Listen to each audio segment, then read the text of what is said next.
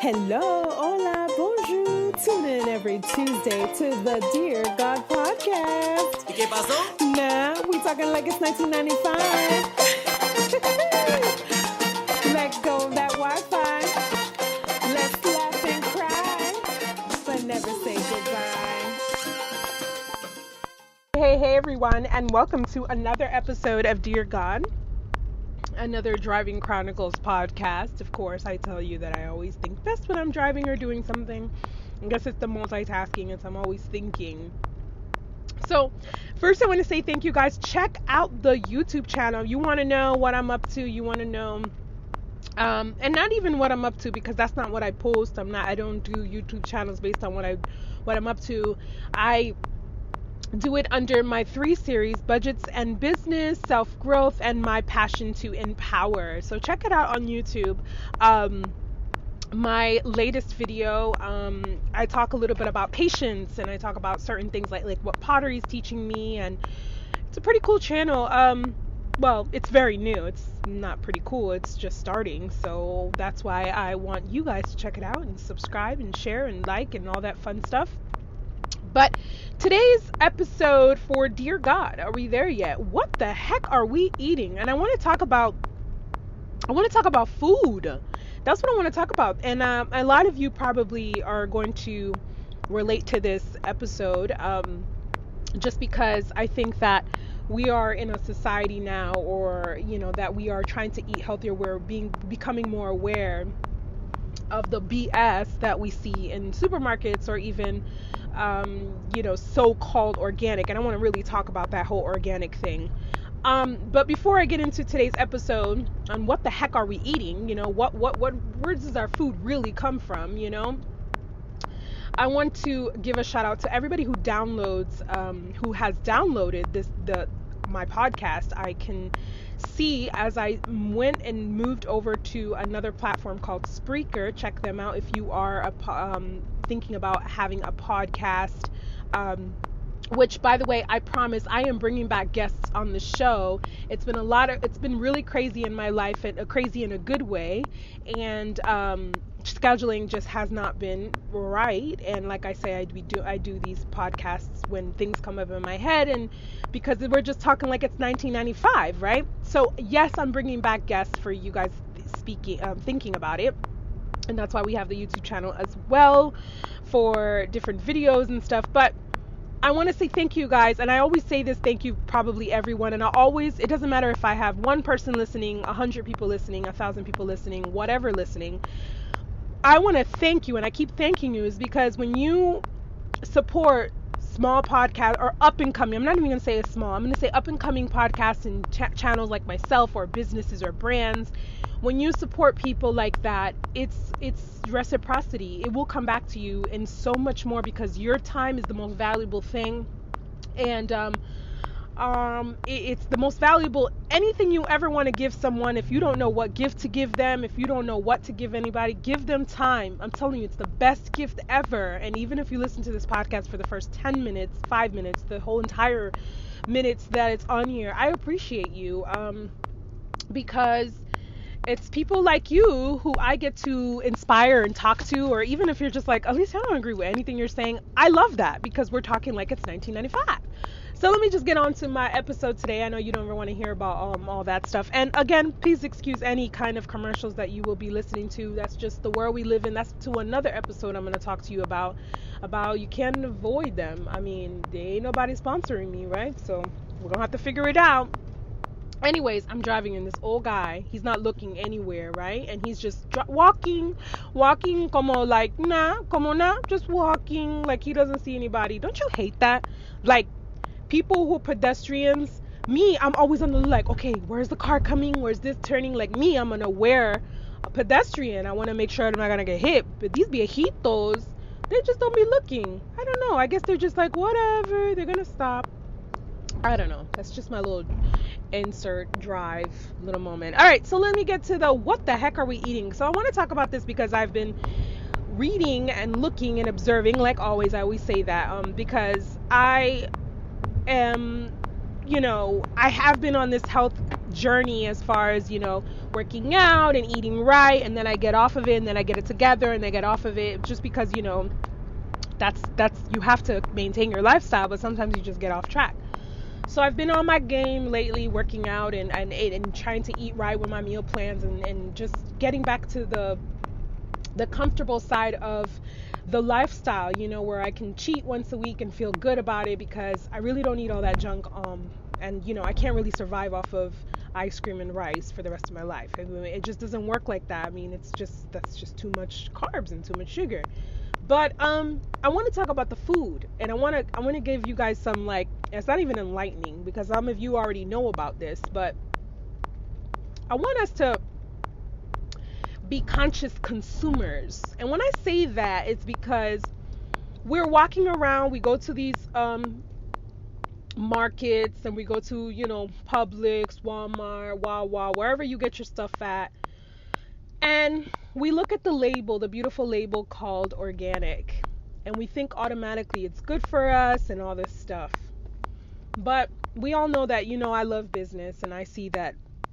And actually, being a co-owner of Two Peas and Apothecary, where we pride ourselves in, our spices, that, it's like we don't do salt in our spices for the reason of the health. And not saying that salt is bad. I'm not a doctor or anything, but too much of it, we're already consuming of it as consumers. So, it's one of the major differences of our brand.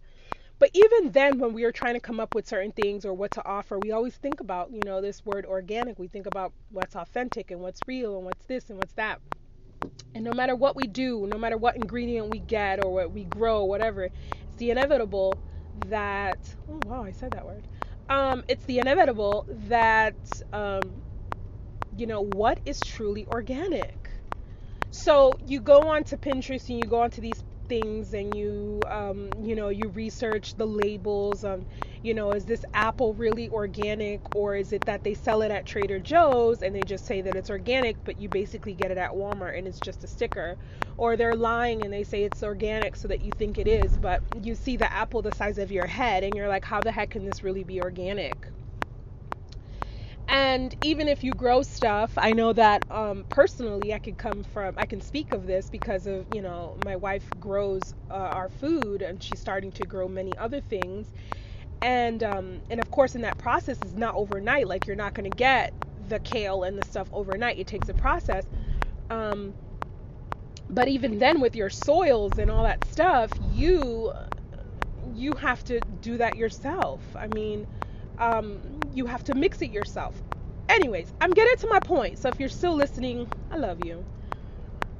How do we know if something's really organic? How can we really tell? You know what the answer is? We can't. We really can't. Because what's happening is that we are trusting the marketing, or we're trusting the words and the advice and the whatever people are saying they are. So I watched this documentary on people with markets, and they go and they say, oh, this is organic, and they're basically buying it from the same wholesaler that you buy stuff at Walmart. So you're trusting these people that it's organic. You're trusting the marketing that it's organic, but how do we really know it's organic? And this is the thing that kind of gets me, because it gets me really annoyed and gets me really angry, because us as consumers, it's like we constantly have to be on top of things. Where do you get your food? Where do they get their food? And where do they get their food? What is the life chain and the life cycle of your food? Like, are we asking those questions? If we're going into Walmart and we're expecting true organic, is it really true organic? Like, are we looking at the back of the label, and are we looking to see exactly what do we understand? What's that mean? And I come to this conclusion is because I see that, like, take your whole paycheck. I call it take your whole paycheck, but it's Whole Foods. I love Whole Foods. And if you guys love Whole Foods, great. But I'm sorry. I'm a budget person, and Whole Foods is just take your whole paycheck. Like, literally take your entire funds. It doesn't matter if you're rich or you're poor, you're middle class. It doesn't matter. Whole Foods is just out of order, right? But now people are saying that a lot of the foods on Whole Foods can be found the minute that they leave Whole Foods. They go straight to Walmart, they go straight to Publix, or they go straight to Trader Joe's. So I ask you this question. Are we asking enough questions of where we're getting our food? Are we doing the work? Are we saying, is this worth it? Am I going to buy this really? Is it really organic? How do I know it's really organic? And now I ask this stuff and it's like, oh, because it says it. But who says that that's true? I mean, I've been in business for so many years and I know what marketing is. I know what exaggerated marketing looks like. I know what it feels like. I know what it tastes like. Okay. And I say to myself, are we asking, is it really truly organic? Is it really truly vegan? Is it really truly vegetarian? And are those vegetarian options really good for us? Like soy products, right? So I'm reading something and it says, that there's so many things aligned with soy products, but then vegetarian and vegan foods have a lot of soy in it. And it's like, but is that really good for us, right? Is that really good for me? So the same thing that I talk about where I always talk about in my book about stay in your lane. And Dear God, Are We There Yet? I have a chapter called Stay in Your Lane, where it says like, you got to worry about your journey and what's right for you. And I realized that we have all this marketing, we have all this stuff that it's really fluff. It's not all real. But then again, we spend our money on it, we do it, and we say, is it really true? Is it real? Like, is this just a fad? And how do we know if it's organic? The only way that you're going to know if something's really organic, if you know exactly the farm. And let me say to you this, even if you do know the farm, you don't know what they really have, if that's really just manure or if it has a little fertilizer in it. You don't know that. You really don't. I mean, we think we do. And then we look at the business side, because I'm always looking at the business side. Farmers, and if you guys are up with the politics more than I am, you clearly know how farmers are suffering now because of the Trump administration. And for many of you, or just like, you're for Trump and your stuff, I'm not talking about for Trump or anti-Trump. I'm not talking about any about that. I'm just saying under the Trump administration, farmers are suffering for a certain specifics as far as land taxes, producing, and it depends on different states. And I can only speak on the behalf of like Minnesota, because I used to live there, and my parents have some time there, so I get these emails about the city and and the farmers and all that stuff, and I'm seeing it and I'm like, wow, they are struggling. They're struggling for many different aspects, because if you want to be a farmer, that you're completely organic, and maybe your stuff is not growing as quick as John Billy Doe's, John Billy Doe, that's not even a name. So if John Billy Doe's produces 7 tomatoes within 24 hours, and Bobby Bob only produces 2, who do you think's gonna make more money? Now you tell me, organic folks, and trust me, I love organic foods. I love when I say organic foods, I love to be able to say, wow, when my wife plants like green onions or anything that she plants that is maybe an herb, like the microgreens, like she literally put it in there with her hands, but she made the compost herself, like mixing stuff. And I can truly says there's no type of fertilizer, not fertilizer, but you know what the word is. If she was here, she would tell me the word is, but there's nothing on there that is hormones, right? And then again, then the other side of me is like, how do we know those mixes? I'm thinking about that. The stuff that you do buy, or when you do compost, because if you do compost and you're using your banana, that it has hormones on it. I'm just talking, right? So we cannot escape this this for organic completely. It's super hard. So then you say to yourself, well, Alicia, it costs like $100,000 for one apple. And I'm such an exaggerator, but literally you go into the section and you see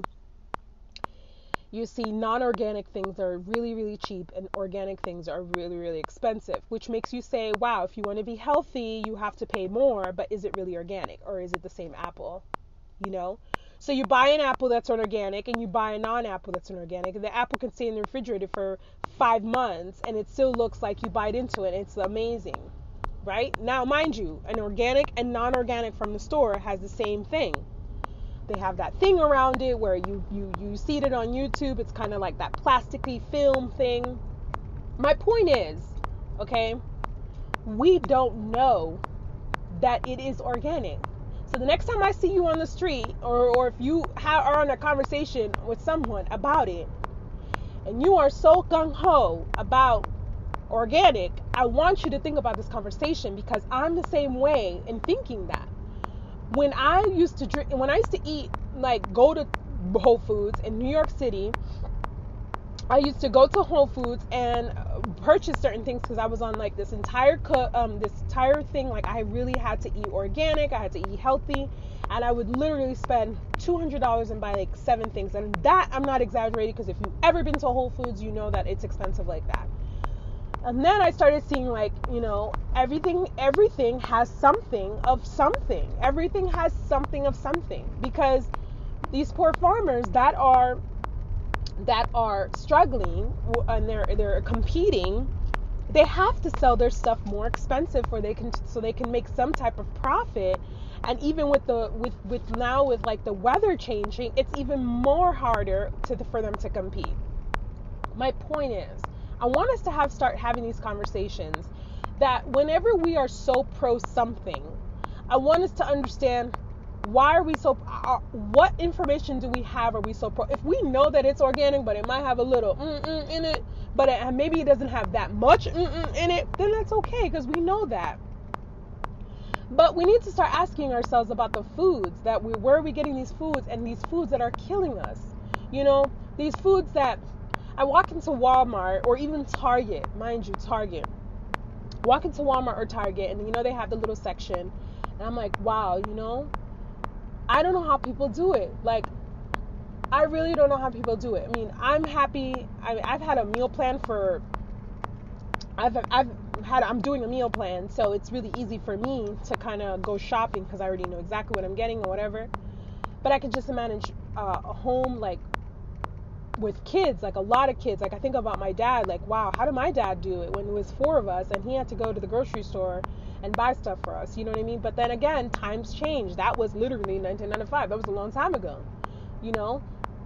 But what questions are we asking now? Like, where are we getting our foods, and how are we getting our foods, and how, you know, are we saying to ourselves, what can we do? Maybe, yeah, we have to go buy something in the store, but this is just like my other podcast for Doomsday.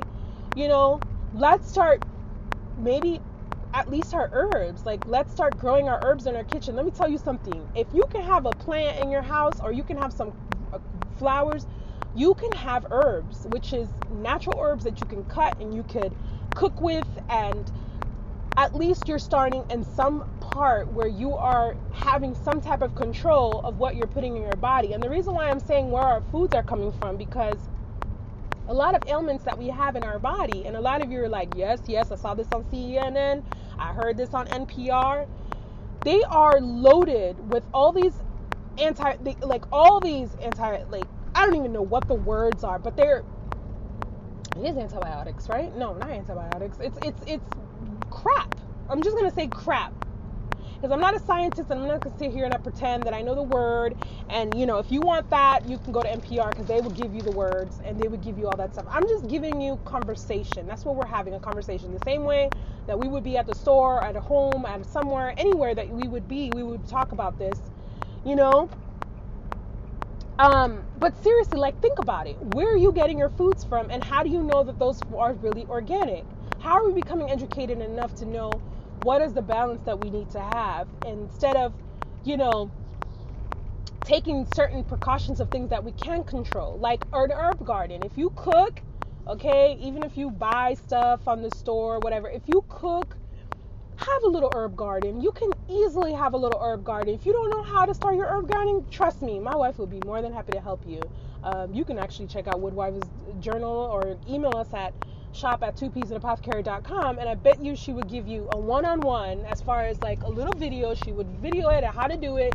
It's super easy, and the difference of the taste is completely different, and it's healthier for you when you do it for yourself.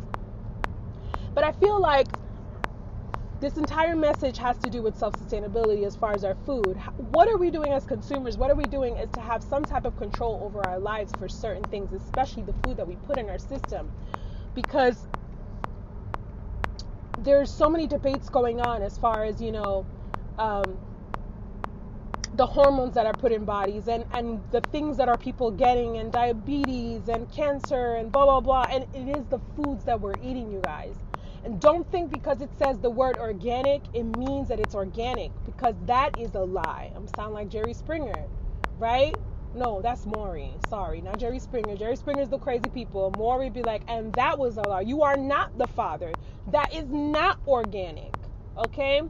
So think about it. The next time you go to the grocery store, ask yourself, is this really organic? I want you to look at the back of the item in itself, and I want you to take the little version of whatever store you're at, and I want you to compare it. What makes it organic? I want you to seriously pick up the phone. There's always a 1-800 number in the back, or a number of the actual place, and I want you to ask them. I want you to go to the Better Business Bureau. I want you to go online. I want you to research it. And a lot of people are like, Alicia, really, I don't got time to do that. Well, you don't have time to do that. But let me tell you something. For the certain things that you buy on a regular basis, you do have time to do it. If you have children and you don't make their foods, that's okay, because I know we're all busy. But where are you getting these foods for your own children? Can you start making? Can you start, finding ways? My whole point of this podcast is that where is our food coming from? Is our food really organic? How can we really research? How can we be educated consumers? When we are educated consumers, to a certain degree, no marketing and no one can tell us that only you can get these vitamins from XYZ, or that you can only get, no, you understand how food's processed in your own body and what works for you. I talk about this before in other podcasts about, having these labels of what works for you. Me, I know what I can and cannot eat. I know what it does to my body. I know what I don't like. I know what I don't like at all. I don't eat meat because I actually haven't ate. It's not because because I'm this new person who doesn't like meat. No, I actually have not eaten meat since I was 15 years old. I stopped eating meat. My house always ate meat, and I was just like, I didn't really like it. I always had the rice and the beans, and sometimes I would take the chicken that my mom would make, like the sauce, but I was never really into it. So I didn't like it. I never liked the taste of it. But I'm not going to sit here and tell you, I don't do it because, the animals or whatever. I don't do that because that's not me. And even when I tried veganism, which there's nothing wrong with veganism, I believe that if it works for you, do it, because that's so good. But I felt like my body couldn't do it, and I saw it. Like I saw my body couldn't do it, and there's probably other ways that people told me that I could do, but I saw my body couldn't do it.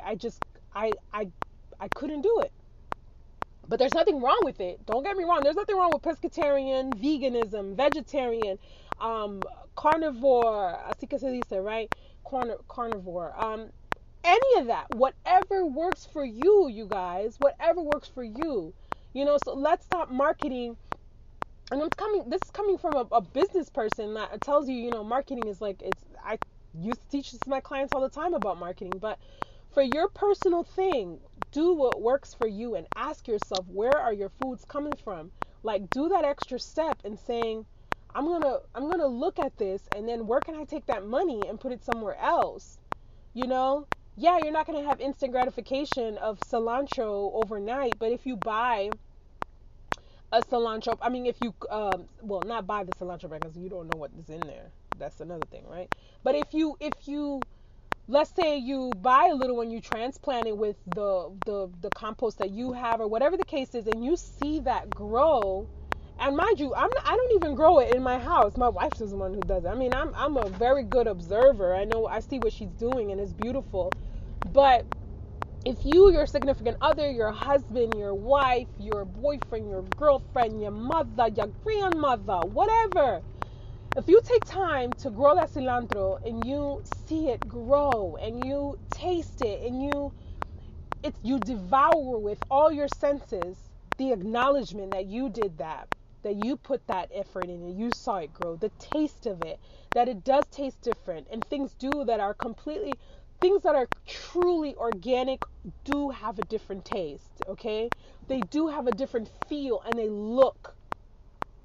A organic apple is not going to be the size of your head, you guys. It's not. It's really not. It's like, you know, it's just really not, unless there's something added, hormones are added to make that. So my whole point of this podcast is ask the questions, and I keep saying never stop asking questions, but when you go to the grocery store, compare what you're buying, really research what you're buying. If you're deficient of whatever, find out what vitamins work for you. If you're sick, if you have a cold, if you have certain things, start to go back to your roots of self-sustainability to certain things. And this is not a commercial for self-sustainability, because we are not 100% self-sustainable. No, we have running water and we have electricity, okay? But I will tell you this, when we were on the road with the RV, we didn't have running water and electricity like that. We didn't have it like that. Is it rough? Is it something that not everybody can do? Absolutely.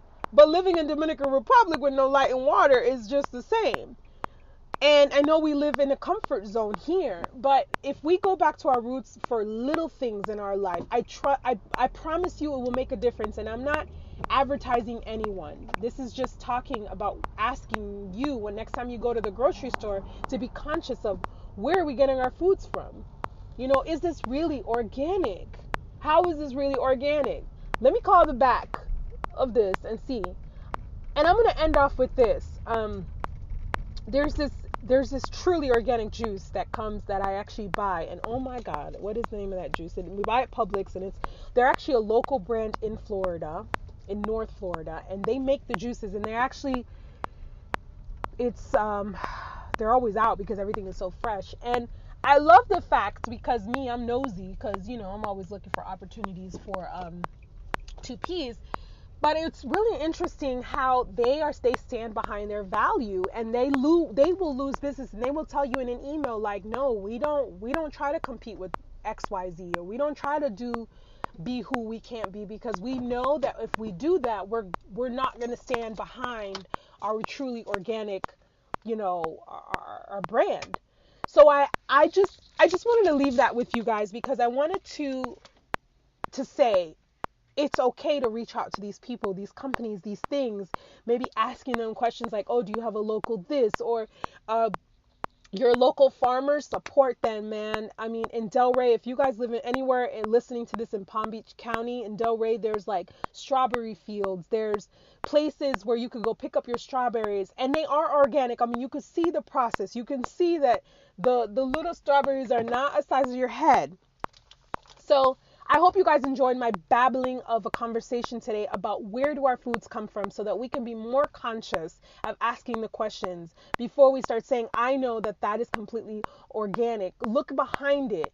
And if you cannot pronounce that word, Google the word. Is that good for you? Maybe if you're having an allergy or you're having something, why? What are you eating? What is it that's not working for you? I want you to live your longest, your best life. And I'm learning so much myself, and I just wanted to let you guys know to be conscious of what you do in your life and stay in your lane. Worry about you and what's good for you, and not the pressures of what society of, Beyonce's now vegan, or she's, gluten-free. If you are truly gluten-free and you need that, then do it for you because you're doing it. But don't do it because the masses are doing it, because maybe that's not good for your body and you don't even know it. Until next time, with another episode of Dear God, are we there yet? Are we really there yet? Never stop asking questions, a conversation, the movement of conversations, and just talking like it's 1995. All right, you guys, have a good one. Bye.